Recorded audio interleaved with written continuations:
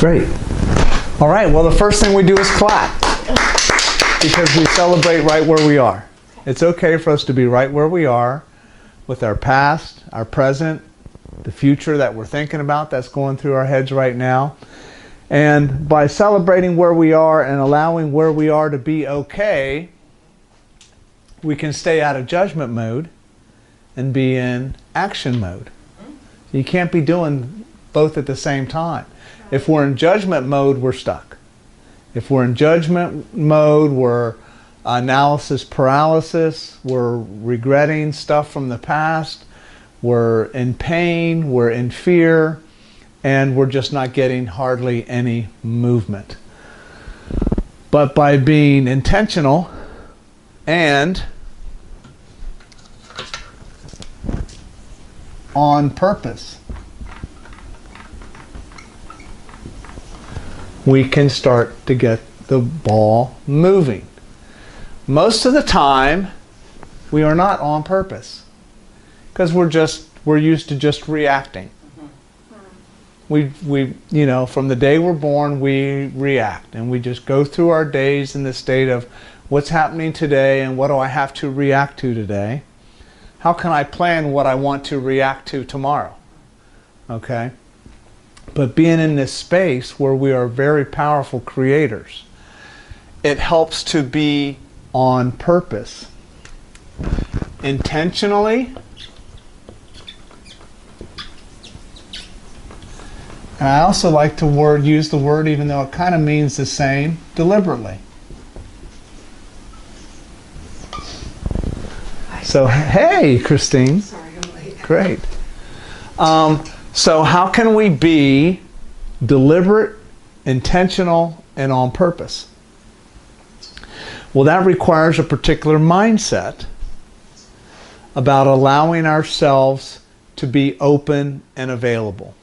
I can't be on purpose if I'm scattered, if I'm in fear, and if I'm in judgment. Like I said before, I'm still stuck. But oftentimes we have to fill in the blank of what is my purpose, or if I'm on purpose today, what am I on purpose for? Well, that's what comes down to what conditions, what are my goals,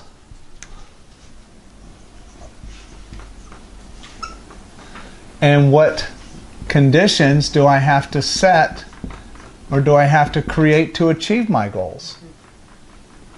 So if my goal is to make $1,000 this week, I have to create conditions to make $1,000. So I'm going to go out and network people. I'm going to make some appointments. I'm going to make some phone calls. I'm going to send some emails.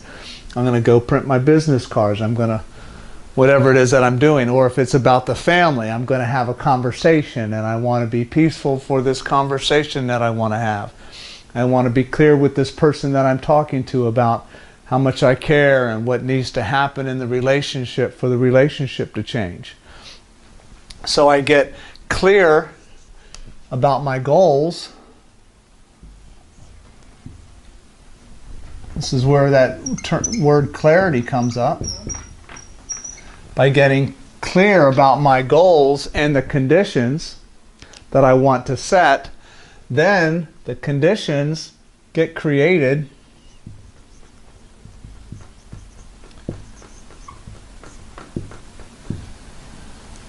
by my mindset.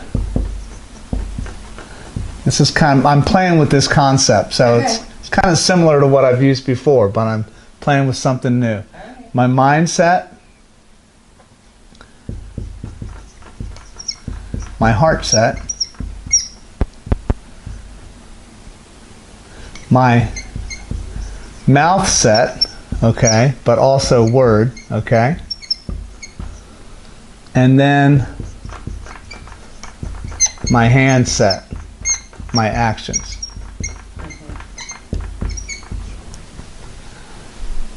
Okay? So mindset is how I think. Mindset is how do I think. And are my thoughts aligned with creating conditions for success? Hello, Bill. Are my thoughts aligned with creating conditions for success? My heart set is, are my emotions aligned with what I want?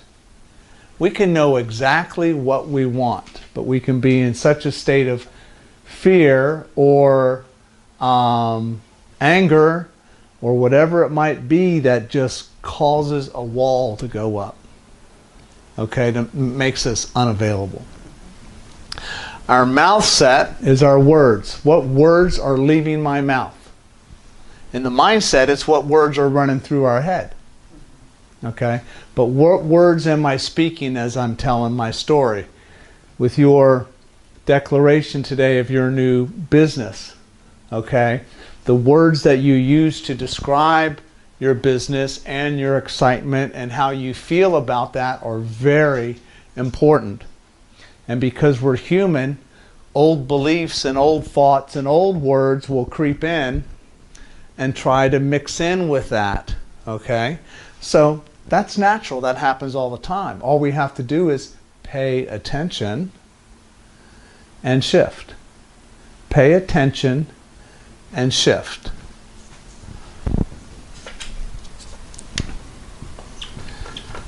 Pay attention is the first rule. And then 2, shift. What are we paying attention to? Our thoughts, words, feelings, actions that get in the way. And we typically always know what they are.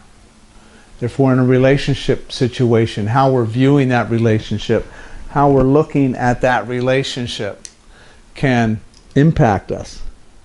Okay? What lens are we looking at our relationship through? Something that happened in the past? Are we looking through it as a matter of who we are and old beliefs that we have about ourselves, or expectations about what the relationship is supposed to deliver or how other people are supposed to be? And then, so feelings, thoughts, feelings, words, and then our actions. What are we doing with our hands? How are my hands contributing today? And my feet? Where are my feet taking me? What are my hands doing? And is there alignment? See, we want this alignment generally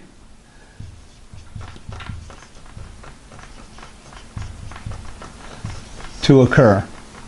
Because the more aligned I am, the more consistent and authentic I am to what I want. We all know what it feels like when my thoughts are in one place, my feelings and emotions are in another, my words are saying something else, and then my actions are completely different. How does that make us feel? Miserable, confused, scattered, afraid, stressed out, anxious, nervous. We're not sleeping at night. We're not eating well. Okay? The biggest thing we can count on is that when we are inconsistent, we are inauthentic. And that's one of the biggest causes of stress in people's lives today. People are trying to figure out what to do in a relationship. Well, are you consistent? What would happen if you got consistent? What decision would you make if you got consistent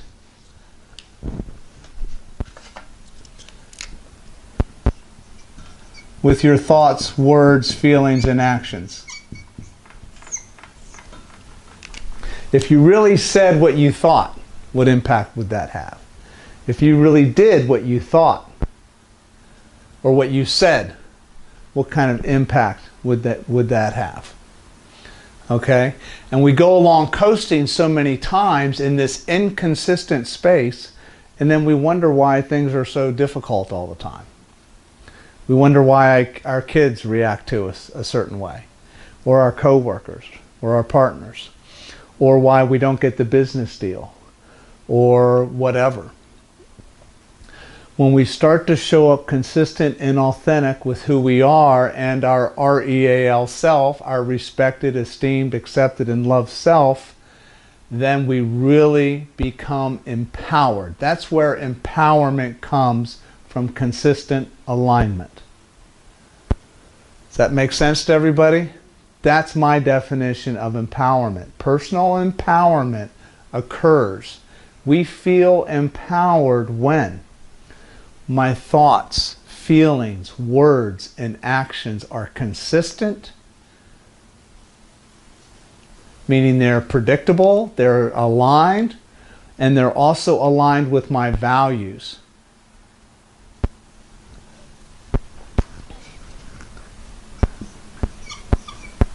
Consistent with values. When we're inconsistent with values, again, our results are all over the map. Why? Because we're all over the map. The universe gets it. The universe doesn't care whether we're consistent or inconsistent. The universe just reads it and says, this person's being inconsistent. Okay, well, here's some inconsistent results. Here's some vagueness. Here's some, a couple wins and a couple losses, and, sometimes you feel good, sometimes you don't, and, whatever you want. And so when we're showing up consistent, we start to get consistent results.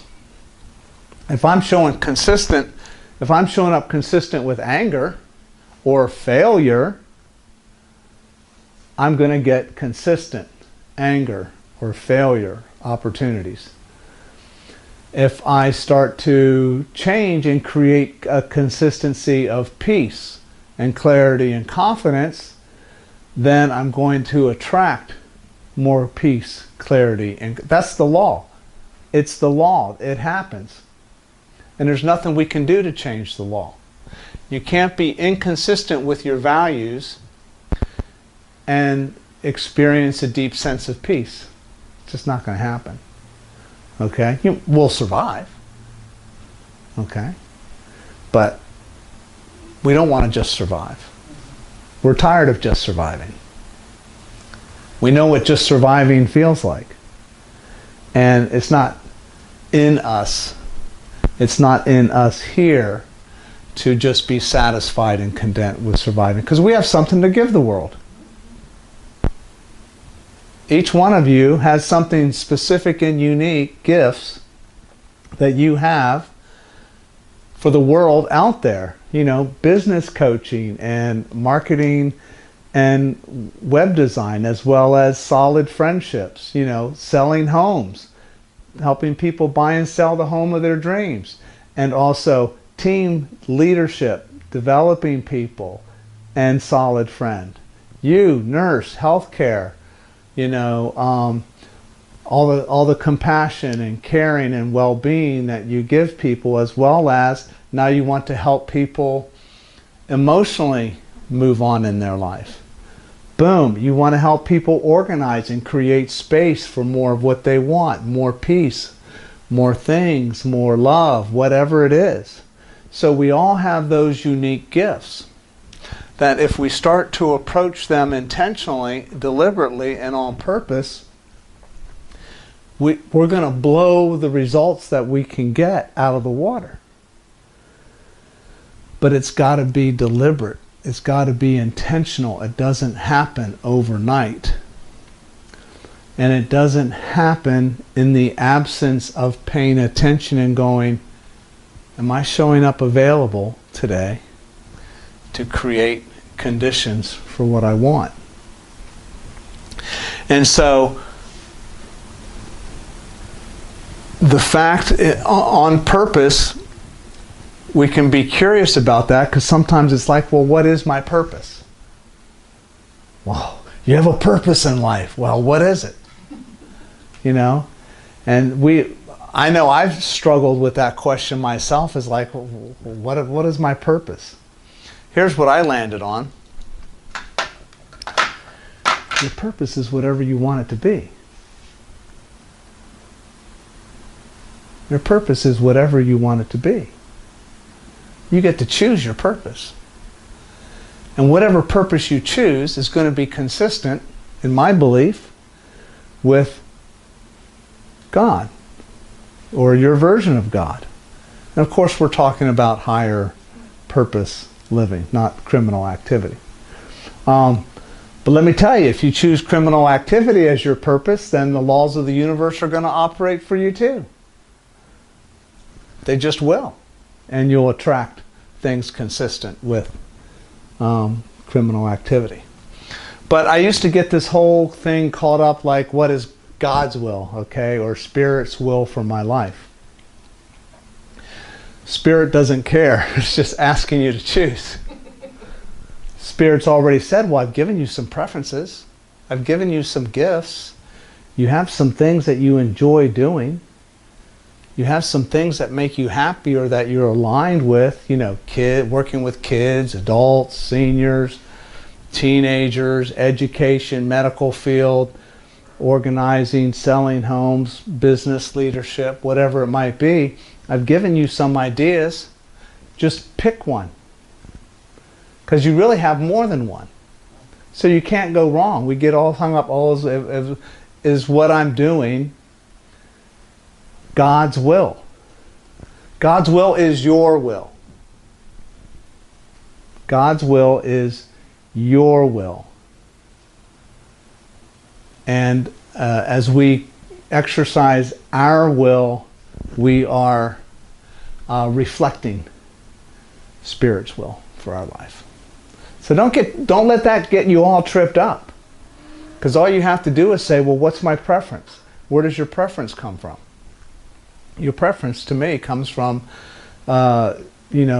Spirit, your unique experience and connection to Spirit. So you don't have to question that. Just accept it. And then pick one. And I can guarantee you that if somehow you think you've picked the wrong one, you're going to be led to the right one. Because sometimes we think, oh, maybe I want to be a policeman. Okay, I've always wanted to be a policeman. Always. I still do. Every time I'm driving around town and there goes a cop car, I mean, like, damn, I want to be in that car. Not in the back seat. Not in the back seat. I'm like, I want to be in that car. Wouldn't it be awesome to wake up every day? You don't know exactly what's going to happen. Could be boring, or, you know, it could be exciting, or you could help somebody, you know, and it's like, man, that would just be, you know, the dream. And then when I looked at how much the salary was and how problematic that might be at this stage of my life, I'm like, you know what? Let me throw something else at the wall and see if there's another purpose that I might have. But that preference there to be a first responder has always been inside of me. Okay? So it's okay to choose one and not do another. Because we can't do it all. Okay? I can't be both a cop and a leadership executive or relationship coach. Okay? I could, but it would be a little bit problematic. All right? Or maybe I choose I don't want to. I would rather do one or the other so I could commit and be fully in one. But there's nothing wrong. If I wanted to be a cop, I think I'm still of age, even though I'm 57, so long as I meet the requirements and pass the police academy, you know, and get through the training, I think I could still be a cop. So there's nothing stopping me.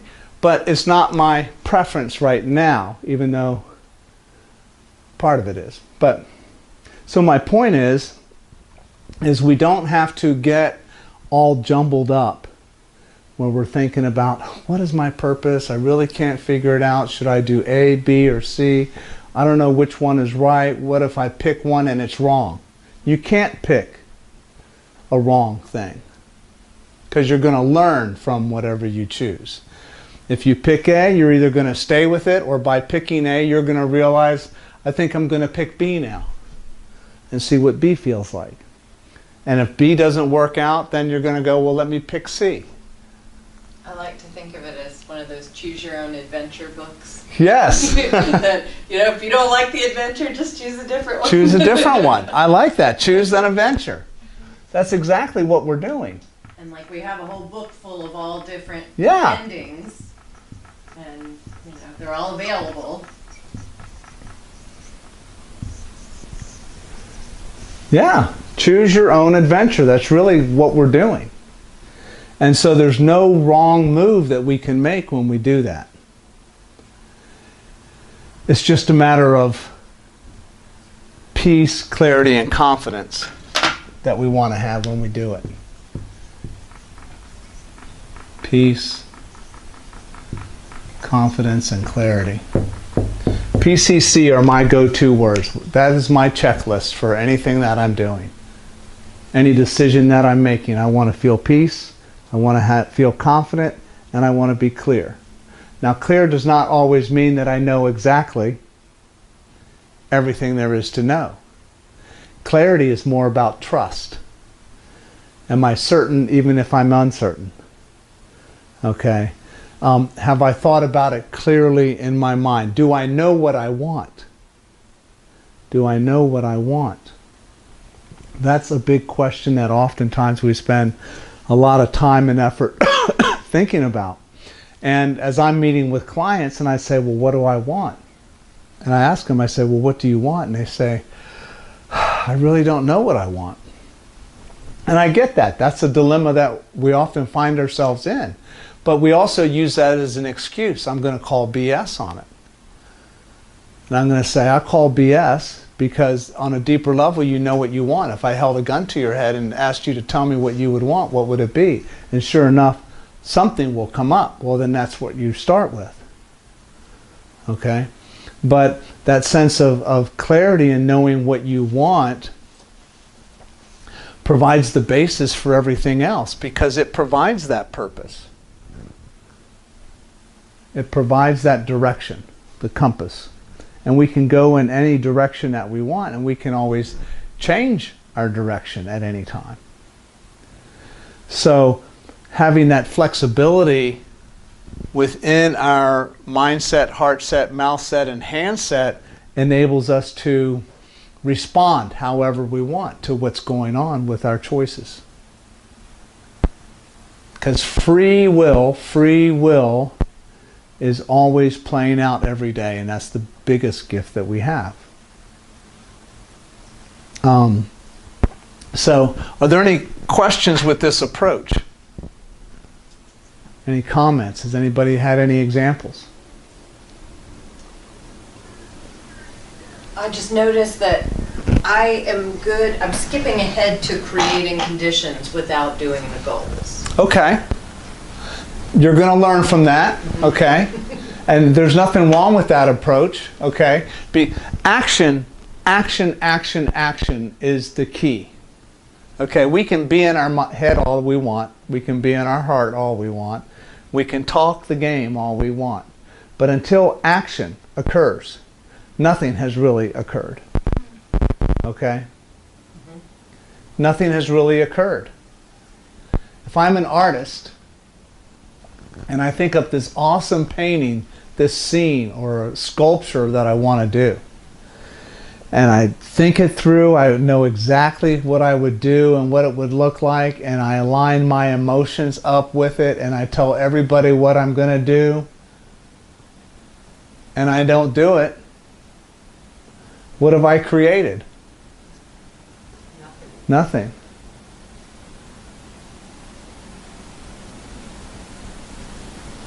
Nothing of real use or value anyway. Right? I've created a vision, but when God said, let there be light, had no light actually occurred, we might not be here. He could have said, let there be light all he wanted. But if it never occurred, then nothing of real value gets created. But things always start in our heads first, even the action. That's why we create spiritually before we create physically. I create this spiritually every Monday night before I create it physically. Okay? But by me first creating it spiritually, okay, who might come? What are some things I might want to talk about? How will it go? Until I, marketing it on Facebook and talking about it, until I do that, I could do all of that, but if the doors were closed and nobody was here, I would have created little value. But it sets the stage for the action. And that's where paying attention to the concept that we create spiritually first and then physically second.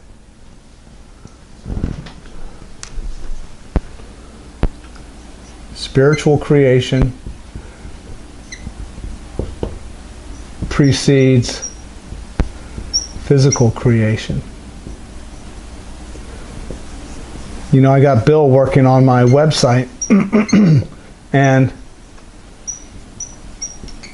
until things that are in my head get communicated to Bill and concepted out so that he can create it, nothing happens. But Bill just can't create, okay, with nothing coming from me. He could, but how effective that would be, and how, you know, I wouldn't be creating it, Bill would be creating it. Okay? So, pay attention to what you're creating spiritually. That's why I say every day, every night, every moment of the day, you can always check in with yourself and say, what am I creating right now? Right now, in this situation, what am I creating spiritually? Okay, now, what do I want to create physically? What do I want to manifest? What do I want to attract? Who or what do I want to influence? How do I want to influence? And by shaping those thoughts and then getting our mindset, heart set, mouth set, and our hand set around it, and then our hand set around it, I can really start to create powerfully.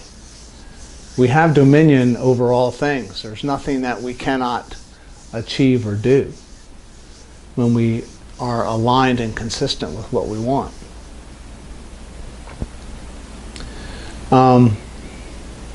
Has anybody had experiences with these principles recently? I would definitely say that I have. Just in what I'm experiencing,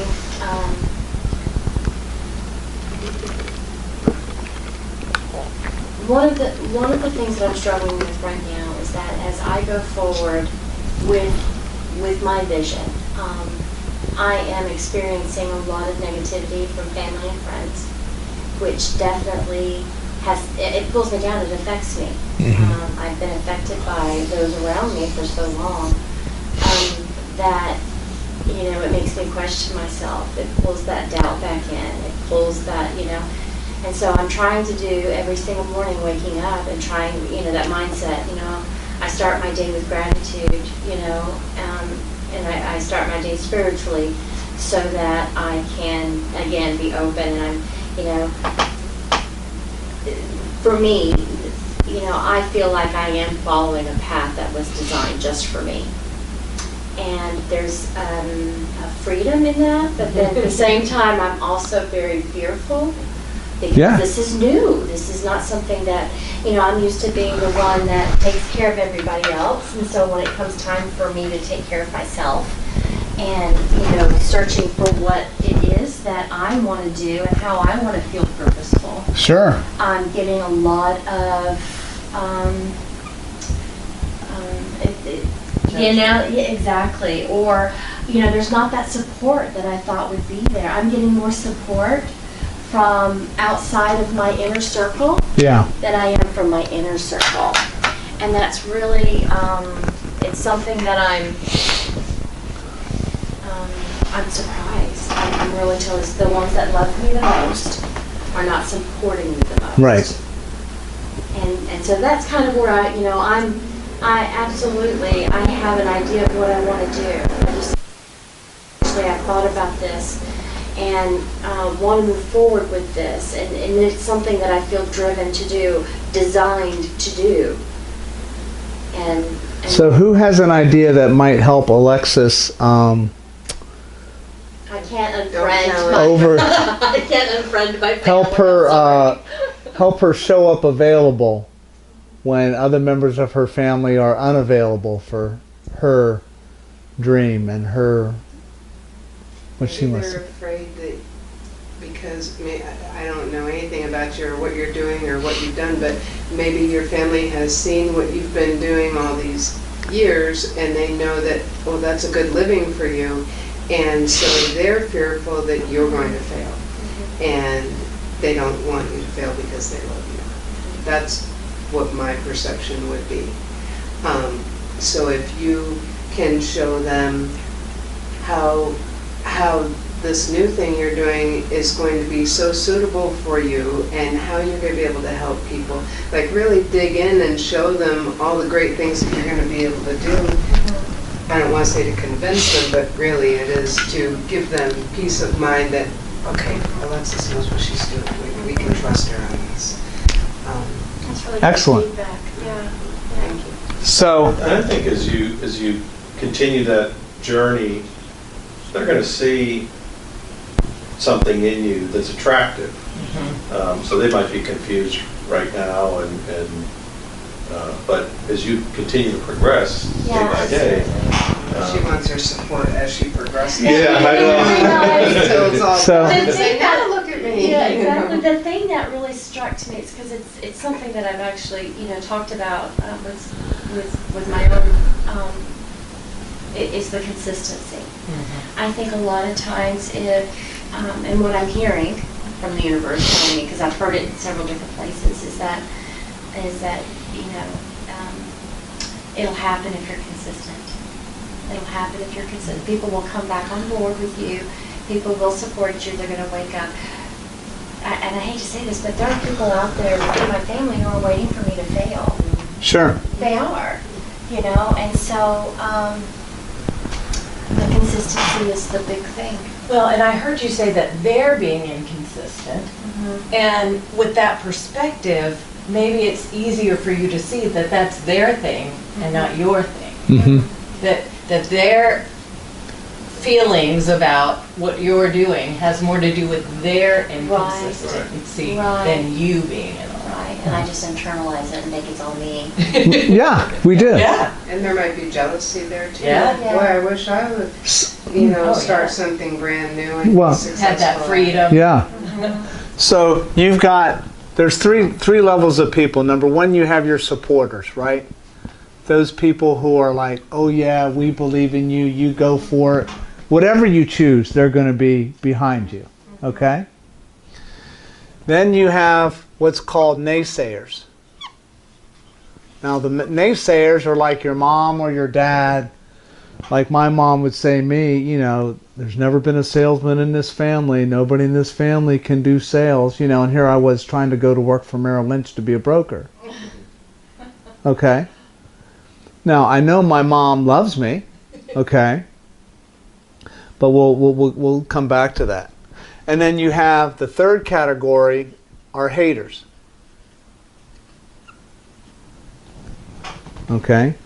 So the haters are worse than naysayers because they deliberately block your path.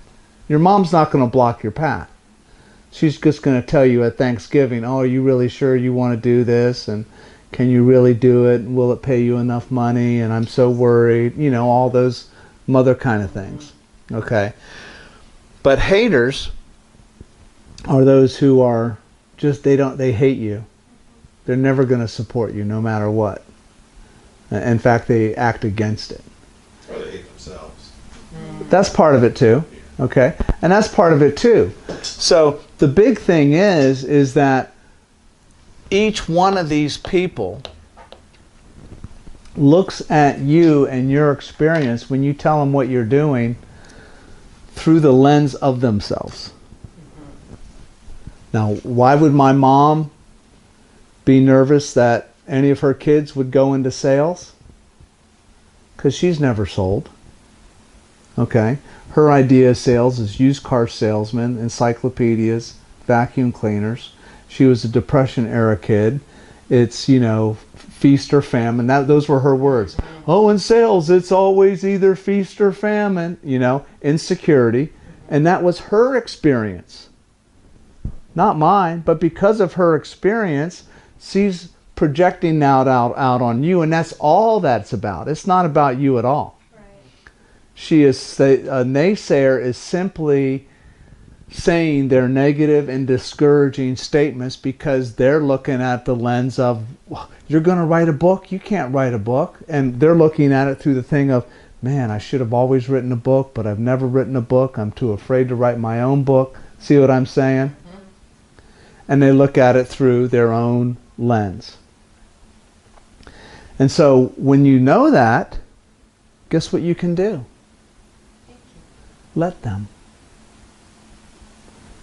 I don't have to change my mom's mind anymore about me. I don't. And I know she loves me. So I know that whatever she says when she's naysaying, it's not coming from a place of love or doubt in me. She's looking at it like she would doubt herself. Oh, I could never do sales. See what I'm saying? Because it's so hard. And I know I would fail. See? So, or I can't write my own book. You know, I could never write my own book. And so, haters, I've heard say, my friend Grant Cardone says that if you don't have any haters, you should have some. Because not enough people know you. If you don't have any haters, not enough people know you. You're too obscure. Go get some haters. Okay? Because haters, and he also says, I love what he says, he goes, thank you, God, for the haters. Because hate me or love me, at least you know me. And if you're blowing up my social media feed, hating on me, guess what you're doing? Promoting me. Okay? See what I'm saying? Same thing with the naysayer. Thanks, Mom. It's okay. I've got this. I love you. I know you love me, and I appreciate what you're saying. I don't have to tell her she's wrong. I could say, Mom, you know what? Are you available for supporting me in this? If so, these are some words that would really make me feel good to hear you say.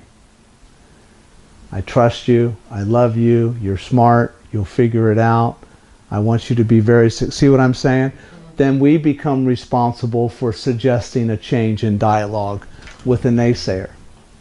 You're not going to change the dialogue with the hater. Okay? But you also don't want to play at their level either. That doesn't... That brings you down. Okay? And so the thing is Mom doesn't have to support me anymore. Now why? Where's my source of support? What's the biggest lesson all these people are trying to teach me anyway? To trust myself. Thank you, Mom, for teaching me to trust myself. Because I get it. This isn't your dream. You could have never, you never, did this or chose to do this, so I get how you're looking at it through your own experience. Okay? But this whole thing of trust is key because it's the core of our REAL self is this trust that we have. Because if we can't trust ourselves, we can't do any of this. We're in the endless inconsistent loop. In fact, one of the biggest causes for us being inconsistent, inauthentic, and having a lack of personal empowerment is we don't trust ourselves. We don't trust what we want. We look back at things in our past and look for evidence of mistakes and failures and not good enough, and we use all of that to reinforce that we can't trust our decisions. I can't trust my choice to be a cop or to be a coach. Okay? And if that's the case, then I'm lost before I even start. Okay? But if I can say, I trust myself, I know what I want, And I would like to do, part of me would love to do both, but I'm going to choose this over this because I trust myself and I trust my preferences. Okay? And all of these players down here are trying to teach me the value of trust. Because who do I trust? My mom to think what, you know, I mean, bless my mom's heart, but my mom doesn't know what's best for me. She loves me. I know what's best for me. Now, she's good for advice, okay? But when it comes down to this, I'm the only one who can do that. So I have to trust myself. But my parents, my friends, my spouse, my kids are not my source for trust. What's my source for trust? Here. It can only be here. Otherwise, I'm giving away my power. All it takes is one person who's significant to me to say the wrong thing. And I'm down for the count. And I might be down for good, or I might be down for hours, days, or weeks. Until they say something that brings me up. Because I've given them my power. But if I own my power, and if I take 100% personal responsibility for my own state of trust and state of mind and state of words and state of feelings and state of actions, then you can't take me down without my permission. And then that puts me in a position to now look at haters, supporters, and naysayers in a completely different way. Oh, this person just doesn't get it. That's okay. They don't have to. I don't have to spend time justifying or explaining or rationalizing to them all the things, okay? In fact, I can just say, thank you for sharing your thoughts. I've got this. Here's how you can support me when you're ready to. I would love to have your support show up in this way, but it's okay, I get it. I love you anyway. And then move out smartly in the direction that feels really good. Because let's face it, if you were to stop doing what you do, Christine, does that benefit anybody? Does anybody benefit if Christine gives up on her dreams? Bill, does anybody benefit if you give up on your dreams or preferences? No. Alexis, does anybody benefit? Do the haters, naysayers, supporters benefit if you say, I'm not good enough? Elise? No. Nobody benefits if I give up. So what do we do in even thinking or considering that we should give up because, I don't know, fill in the blank with something? Because somebody says we can't do it? Would it serve them or be a disservice to them if I stopped pursuing my dream? It could be a disservice.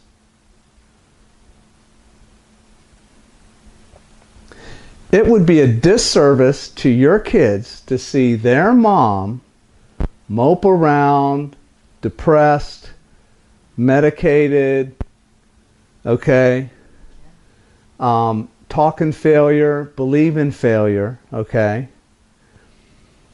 versus the opposite of you going out there to start your own business. No matter what happens, even if your business actually fails, your kids are better served observing you in that process than they would ever be you just being content with settling for something that is inconsistent with who you are or what you want. I feel like it was a very powerful statement you just made. I mean, for me personally with my own kids, you know, because I'm an example. Absolutely. And if I give up with what I'm doing, then what am I teaching my daughters? Yes. Yeah. And What did we teach them when they were young, right? Yeah. And now we're not following through on Yeah. everything that we taught them. Absolutely. Yeah. That's pretty much. so Me too. that's why this word is so important, this V word for values. Because then we can think, well, wait a minute. By pursuing my preference, what values am I demonstrating for everybody around me? Respect, esteem, acceptance, love, commitment, dedication, on purpose, loyalty, bravery, financial responsibility, creativity, dependability, trustworthiness, authenticity, consistency. There's 10. We could sit here and come up with 50. Okay? And when you can get clear about just a handful of values, because all you need is a handful of values to remind you in any given low moment that says, wait a minute, why am I doing this? I'm doing this because I want to demonstrate self-respect to my kids. And if I had a kid who came to me and they wanted to do something in their life, how would I want to respond to them? And what kind of example do I want to demonstrate to them?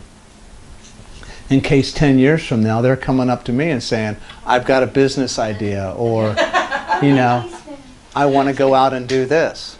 Which one of these three do I want to be in position of saying? In fact, let me check myself right now. When my kids come to me, or other people or friends come to me with things that they're doing or want to do, where am I? And what are my words? You've got that. I trust you to know exactly what you need to know as you dive into this process. You're going to figure it out, and there's so much learning. That demonstrates trust to them. That reinforces any lack of self-trust that they might have within themselves. It's saying, I believe in you, I trust you. And so it creates that powerful shift to where now these three people, these two, have no power. And these people are just like wind in your sails going, keep going, right? Keep going. We got you. Keep going. And these two are like, this one here you're saying, I still love you. And this one here you're saying, I love you too. Because hate me or, love me or hate me, at least you know me. And you're going to, sorry about that, you're going to promote me.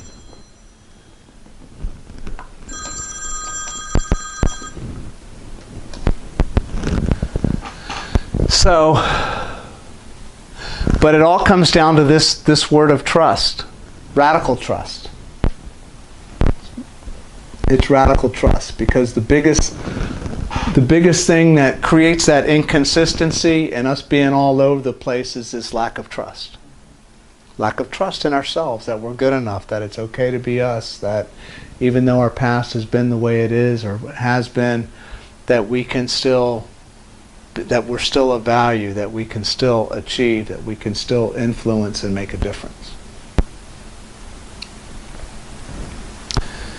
So what else?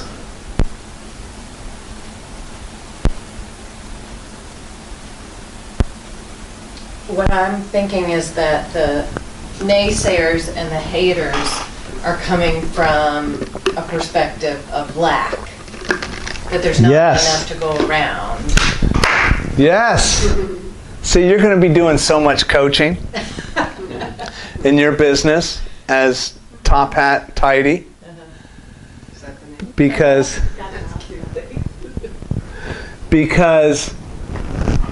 it's exactly about abundance versus lack.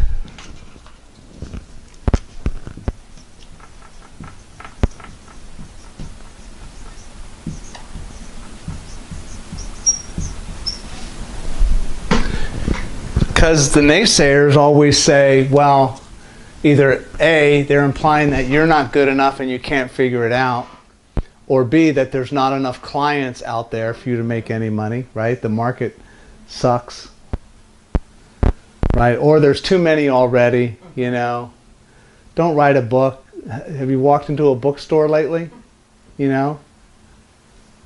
Right? And so lack is what they see, and fear. They're fear-based.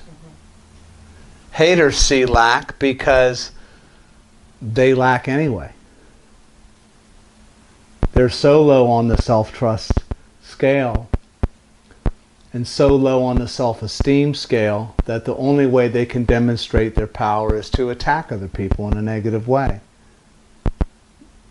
That's beyond scarcity. That's like zero. That's really scarce.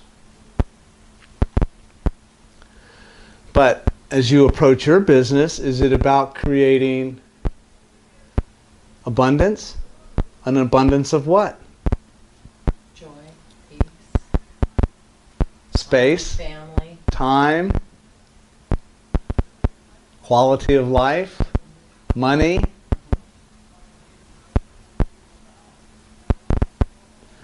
And if I'm a hoarder or I'm really messy, how does that demonstrate lack? Because you have to get it in case it runs out or you run out. Right. or- I'm keeping stuff of little value because I'm afraid of losing We're not having it. or not having. Or that in the absence of this, I can't have. See, if this tree were to, if this was a precious tree, and I love this tree, amethyst and quartz,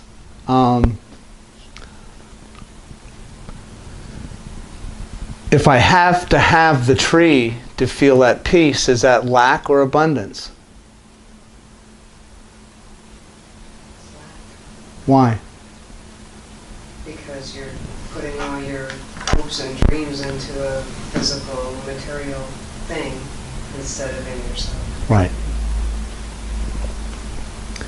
And how many trees out there like this probably exist? Enough for me to go find another one, or make my own, or get a painting of one, right?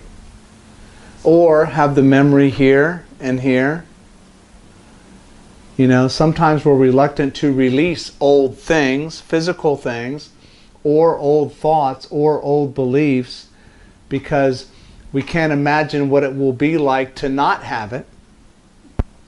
And that's lack. Instead of releasing and letting it go, we create more room and space for something new, as well as changing how we view the object or the person or the experience. I can love that differently if I don't have it. I can still love it though. I can love a person differently even though they're out of my experience. I can love my old baseball trophy even if I don't have it. See what I'm saying? Because I love it differently and I see it differently and I value things differently. But all of that is about abundance and lack. Trust is about abundance.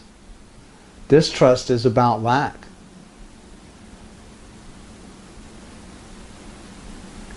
So, excellent. Abundance versus lack is really dead on. It's a constant driving factor in all of our experience.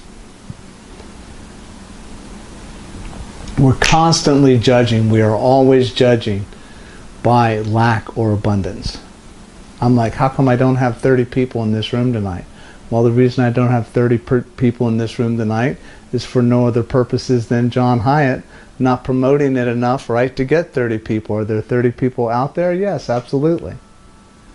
Okay? But if I look at the lack, then I could stay stuck in the lack, or I could increase my action in order to get 30 people. Thank you.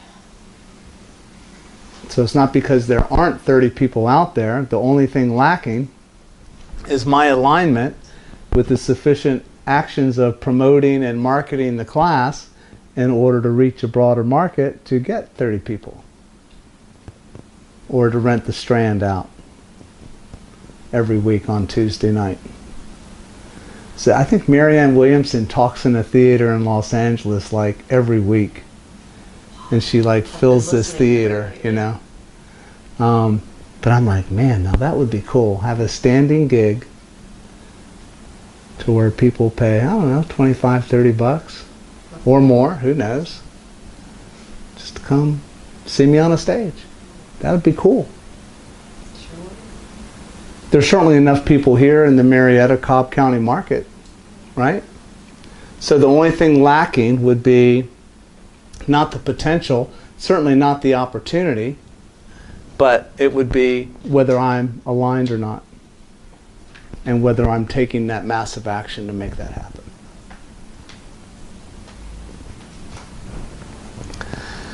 So scripting helps with this process because scripting is writing as if we already have what we want. Scripting is writing as if we already have what we want, and it's a positive mindset way. Another word, a term that I like to use it is called affirmative journaling.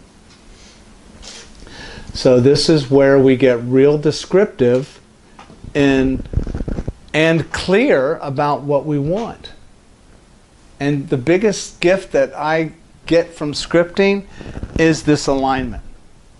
Because I'm created spiritually first in my head. Then I articulate and create the words that describe it, what it looks like, feels like, and sound like. And then I write all that down on paper. And so therein, by writing it down on paper, I'm creating it how? Physically. It's in words, it's on paper, but it is a physical manifestation of what was inside. Okay? And then by speaking the words out loud and reading back out loud what I've written, I've put it also vibrationally out into the universe. I have said, let there be light. Right? And then I set my actions out there and intend to align my actions to be consistent with what I write about. And when you do that, the chances of you manifesting what you want, creating really what you want, you're creating it, blows up. It blows up. It changes everything.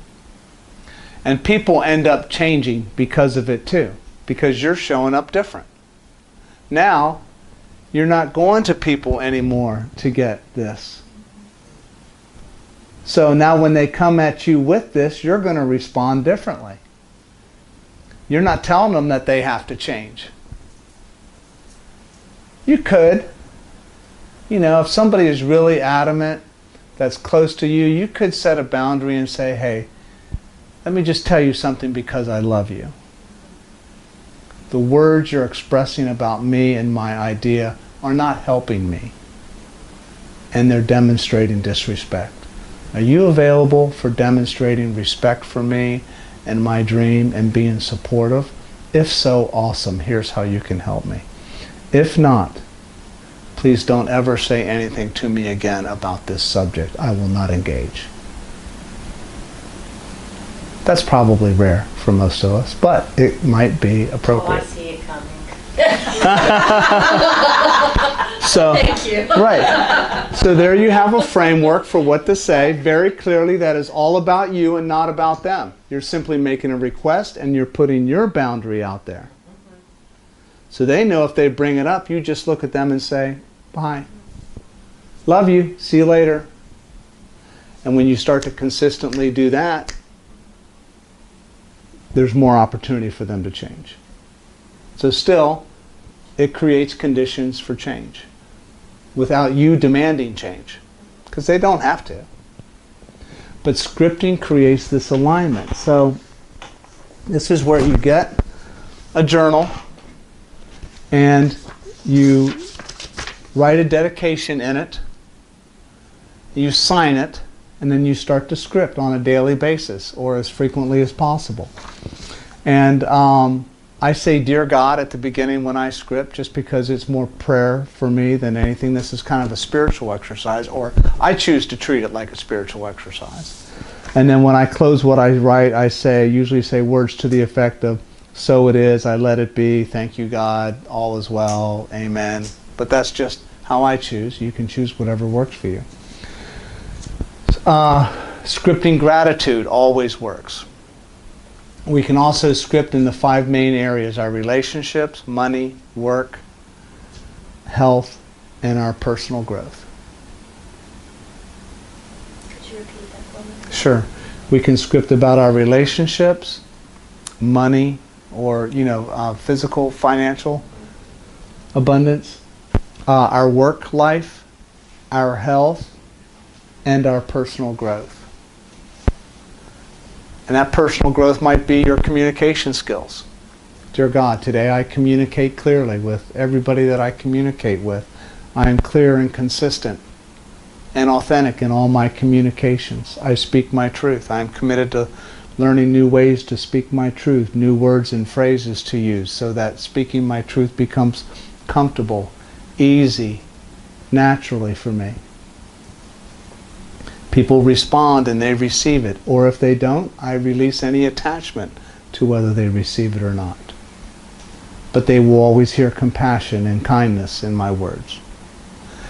So you want to use very affirmative phrases. So there's some examples of affirmative phrases that you can use in your scripting. I am on purpose. I am at peace in this process. Infinite opportunities are ahead of me today. I am in the process of learning and growing, and I love being right where I am. I am a magnetic attraction for things that I want. Everything unfolds in divine time and order today. I choose to honor my path and honor the path of others. I am open and willing for things to new things to happen in this experience. So, this, I guarantee it will change your life. It has changed my life. Continues to change my life. Whenever I script, I automatically feel better. When I'm not scripting, I don't feel as good. I don't feel as aligned. I feel like something's missing. So I really encourage everybody to use this exercise. Let me see if I can find one example of something to share.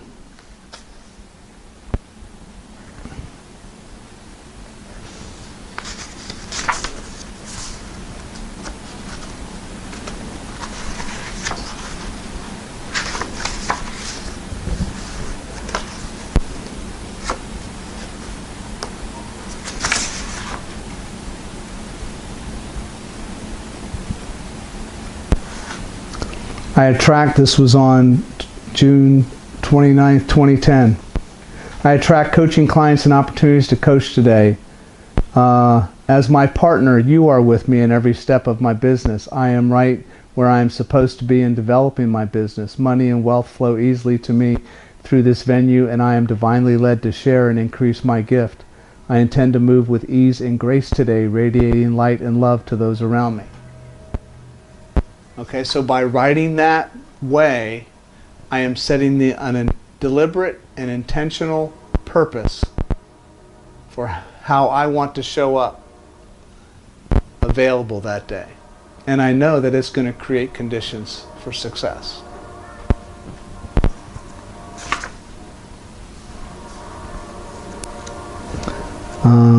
As I sleep, I do so deeply, uninterrupted, and wake up on time, alert and rested. I sleep 8 hours or more straight in deep REM, dreaming as you see fit to give me dreams. Let my spirit guides come to me freely tonight to visit me and teach me. I am open and aware to receive them. I release and let go of any stress, anxiety, or worry, and allow myself to just be me right now. I guarantee you I slept really good that night. I usually do. But when I script it, I really do. So if you ever wake up in the middle of the night and you feel like you can't sleep, script a little bit. But right there, I scripted about what sleeping looked like, felt like, and sounded like. So that's what you're looking to define. So you could script about your business card and what it looks like, feels like, and sounds like when you give it away. You can script about what your coaching, elements of your coaching business looks like. Same. You know, what it looks like, feels like, and sounds like is the clarity you want to get to. I have that with my website that Bill's working on. I have an idea of what I want my website to look like, feel like, and sound like when people are on it. Anybody have any questions about scripting? Are there any questions or any additional comments about what we've shared tonight? What is your takeaway with what we've shared? What sticks out in your mind? Christine? Probably the actions. I'm good about setting the conditions and not doing the follow through completely. Like you said about having 30 people in here, I feel the same way about my Reiki business. Okay. Right. I remember the goal I set for that. I wanted at least 6 clients a week, and I'm not doing anything to get them in there. Right. And so there's no one to blame, you know. I like to say, oh, nobody's spending money on self-care right now, but sure they are. Sure they are. Big money. People are spending big money on it. Yeah. So, yes, actions are huge for me right now. Massive action. Grant Cardone, he's got a great book called The 10X Rule. But Yeah, I got that downloaded. So you push play. Right. In that book, he says we always underestimate the amount of action that it takes for us to create the conditions for what we want. It will take massive action for me to get 30 people here. It will take massive action for me to fill the Strand Theater. It can be done, but it requires massive action. I'm not going to do it doing what I'm doing now, or even increasing what I'm doing by a mere 10%. I might get there incrementally, but the point is we always underestimate the amount of action and the amount of time it takes for us to get what we want. And then when we don't get it and we fall short, oh, that idea sucked, or I'm not good enough and I'm going to give up, or I should just shut it down and resurrect it 5 years from now, you know. And I get it. I mean, I felt the same way, you know. If you build it, they will come. Well, they come when you take massive action. Okay? What's his name in the movie had to take massive action. He went and kidnapped James Earl Jones, right? And put him in the car and took him back to the farm. And when he did that, all sorts of things happened. So that massive action is just waiting for you to take it, but it requires clarity and work and growth and process to determine what those actions are and to see what sticks on the wall and to have lots of flexibility in changing your direction on where you want to go. But be engaged with your dream. Be engaged with your dream. Choose your own adventure. You are all powerful creators. You have dominion over all things. I trust you to know what it is that you want.